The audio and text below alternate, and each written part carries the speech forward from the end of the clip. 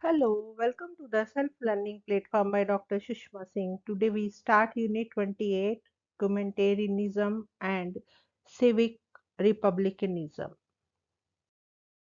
And we start with topic the value of community membership.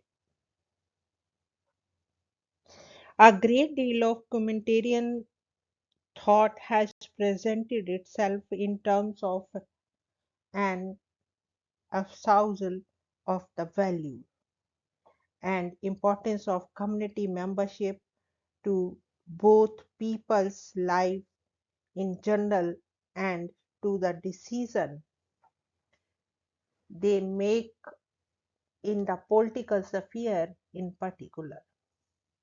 Such an espousal is made with an explicit reference to and a whole rejection of the individualistic conception of the self.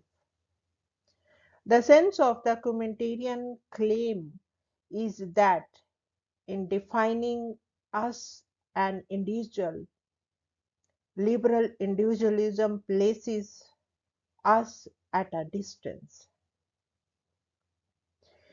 In fact, detaches us from our social ends and conceptions of the good in a way that simply fails to correspond to the way in which we actually relate to these ends.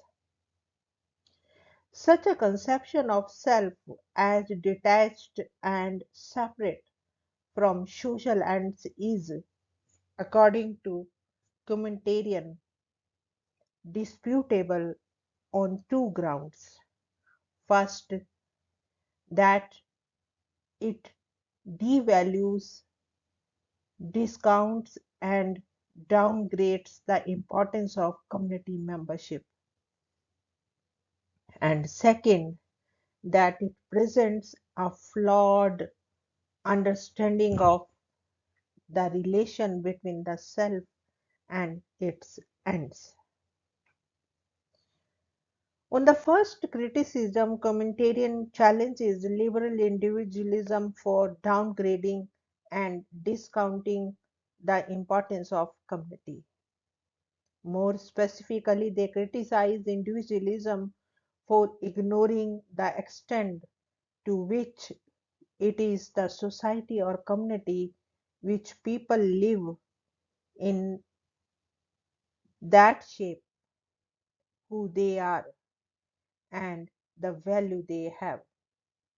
Both communitarianism, the community is a fundamental and an irreplaceable ingredient in the good life of the person. However resilient and independent people may be, human existence outside the social and community life is unthinkable as well as undesirable. People, according to communitarianism, are not Robinson Crusoes, able to live in complete and permanent isolation. Rather, they are constituted and shaped through their membership of particular communities. As human beings, we are essentially members of a family, religion, tribe, race, and nation. As such, rather than being distant from social and community ends and values, we have a history and are placed or positioned in specific social circumstances. The attachments and the moral engagements that derive from such community membership determine who we are and shape the values we have. By ignoring the importance and contribution of community membership, liberal individualism constructs a conception of the self which is divorced from the social reality that constitute it. On the second criticism, communitarianism attacks individualism for holding a mistaken or false understanding of the relationship between the self and its ends, one that sees individual ends and conceptions of the good to be formed independently and prior to society. As briefly discussed above, liberal and individualism regards the self to be prior to its ends, in the sense that individuals deserve the right to question, revise, and reject their most deeply held convictions about the nature of the good life, if these are found to be no longer worth pursuing. Criticizing the liberal individualistic conception of the relationship between the self and its ends, communitarians ask whether we can really step back from particular values that we have and change them for new ones, or are we rather made the very people that we are by the values that we endorse so that detachment is possible? Human beings, they argue, are essentially social beings. As such, we neither choose nor reject our social and community ends and attachments. Rather, we discover them. We are neither free nor standing at distance from our social and community ends. Instead, we find ourselves located or situated in them. For instance, we do not choose our family, caste, and nation. We find ourselves located in them. We then determine our conception of the good and ends given our place, position, and situation in a family, religion, and nation. According to communitarianism, we are never free from all social roles and community identities. Our membership of social groups and communities determine and constitute our identity and understanding of the good life. We cannot always stand back and opt out of social relations and community membership. Our social relations and roles, or at least some, must be taken as given. As Sandel notes, I can interpret the meaning of the roles I find myself in, but I cannot reject the roles themselves or the goals internal to them as worthless. Since these goals are constitutive of me as a person, they have to be taken as given in deciding what to do with my life. The question of good in my life can only be a question of how best to interpret their meaning. It makes no sense to say that they have no value for me, since there is no me standing behind them, no self prior to their ends or constitutive attachments. The self is constituted by and not prior to its ends. In this way, communitarians denounce the ahistorical, asocial, and disembodied conception of the individual self. According to them, this conception overlooks the ways in which it is the kind of society in which people live that affect their understanding, both of themselves and of how they should lead their lives. A valuable life, they argue, is one that is filled with commitments and relations. And what makes them commit is precisely that they are not the sort of things that people can or ought to question every day. In a communitarian perspective, to accept the individualistic conception of the self is to see oneself as disembodied, detached, and sharing a voluntary relationship with one's social and attachment.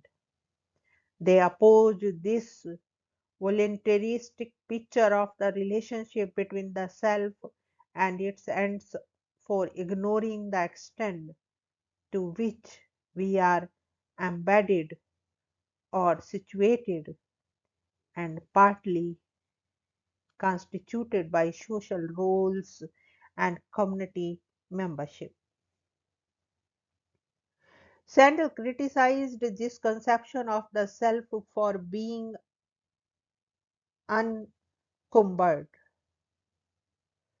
Alternatively, he advances the notion of situated self, the self or subject who is invariably a member of a community and whose well being rests on the good of his or her community.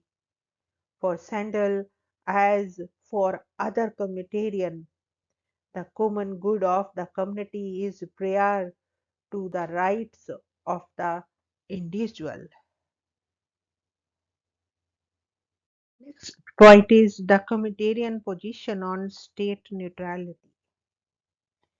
An equality important concern of communitarian perspective has been to discern the nation and legitimate scope of the state. In addressing this concern, communitarian develop an understanding which is different and in conflict with the dominant liberal idea of the state. As briefly mentioned above, liberal individualists identify a just state as a minimal and neutral political authority, the functions of which are limited to the protection of individual rights and the maintenance of law and order. The state, rather than interfering in the determination of the good, ought to be equally tolerant of different conception of the good without promoting and or penalizing any of such conceptions. In furnishing their understanding of the nature of the state, communitarians offer a strong critique of the idea of the state neutrality. According to them, the view that the state should be value neutral, whereby individuals are left free to make their own choices, stems from the atomistic belief that autonomy is protected only when judgments about the good life are taken out of political realms and made on an individual or private basis.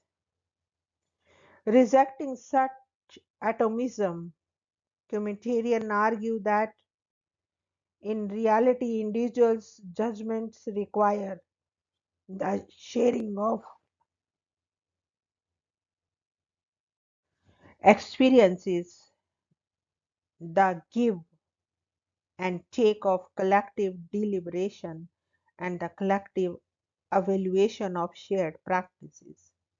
In other words, people's choices about the good life can only be exercised in a particular sort of community and not a cultural marketplace guided by freedom and neutrality of the type guaranteed by liberal individualism.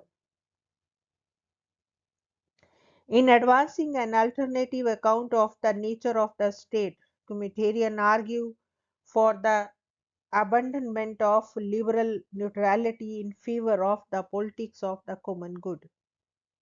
The common good is conceived as a substantive conception of the good life, which defines the community way of life as well as provides standards from which individual preferences and values are evaluated. In other words, the common good forms the basis on which different conceptions of the good are ranked. The weight given to an individual conception then depends on how much it corresponds to or deviates from the common good. The common good communitarian belief is required not only for guiding people's decisions about the good life, but also for establishing a just and legitimate political community.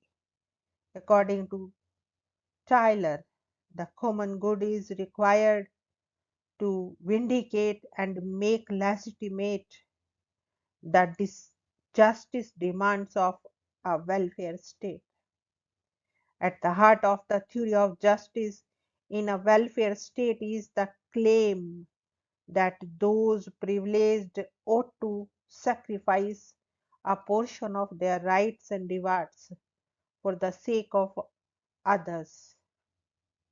For instance, in a liberal capitalist society, the proprietors are required to sacrifice some of their property derived in form of taxes for the benefit of the non-proprietary and for sustaining a just society.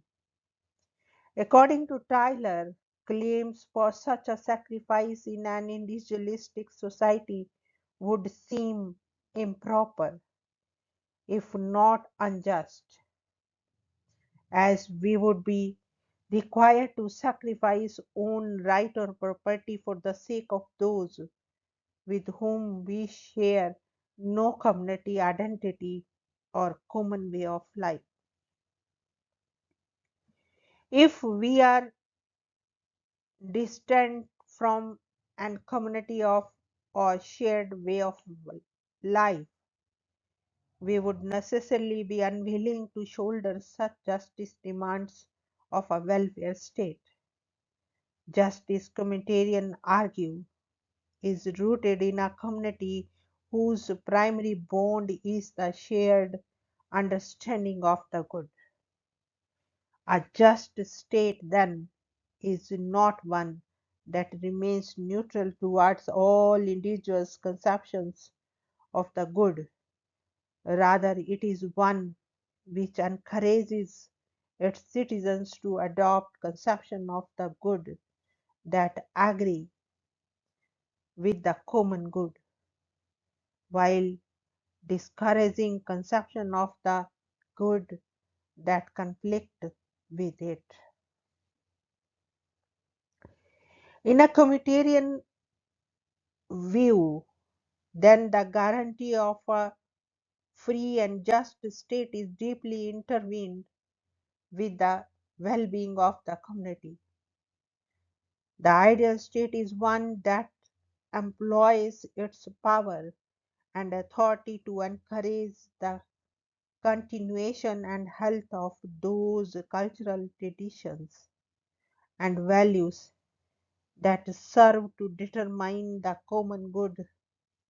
Communitarianism thus endows the state with a positive function of promoting the common good, rather than merely with a negative function of ensuring an absence of interference in the realm of individual rights. It is worthy to mention that a number of political theorists in India are influenced by and draw from the argument of the communitarian perspective. So far, we have concentrated on the communitarian perspective in political theory.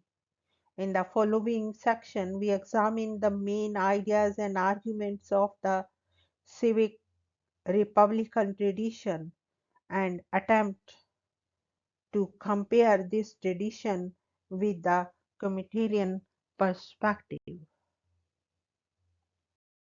Here we want to wind up this lecture. Thank you so much for your attention.